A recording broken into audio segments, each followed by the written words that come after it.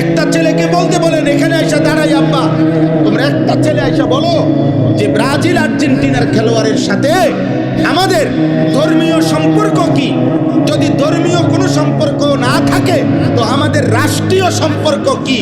বাংলাদেশের অর্থনীতি, সামাজিক, বাংলাদেশের উন্নতি, প্রগতি, আধুনিকতার জন্য শুধু মাতৃভূমির মায়াও যদি থাকে, একটা নাফরমান বল বেটা এখানে দাঁড়ায় আর্জেন্টিনার ব্রাজিলের খেলোয়াড়ের সাথে আমাদের বাংলাদেশের উন্নতির কি সম্পর্ক বল?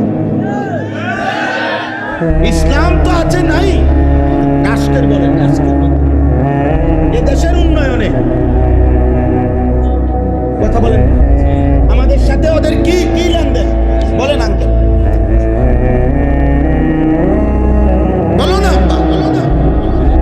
হ্যাঁ, একটা কথার বুঝাই কও যে একটা যুক্তি তো থাকবে। হুজুর, এই ফুটবল বিশ্বকাপে যদি আমরা ব্রাজিল এবং আর্জেন্টিনার পক্ষে ব্যাপক লাফাইতে পারি, বিনিময়ে ওই দেশের লোকেরা যদি আমাদের প্রতি সন্তুষ্ট হয়, তাহলে আমাদের দেশের রেমিটেন্স বেড়ে যাবে, আমাদের দেশের তেল বেড়ে যাবে, আমাদের দেশের উন্নতি বেড়ে যাবে, একটা কিছু তো হবে।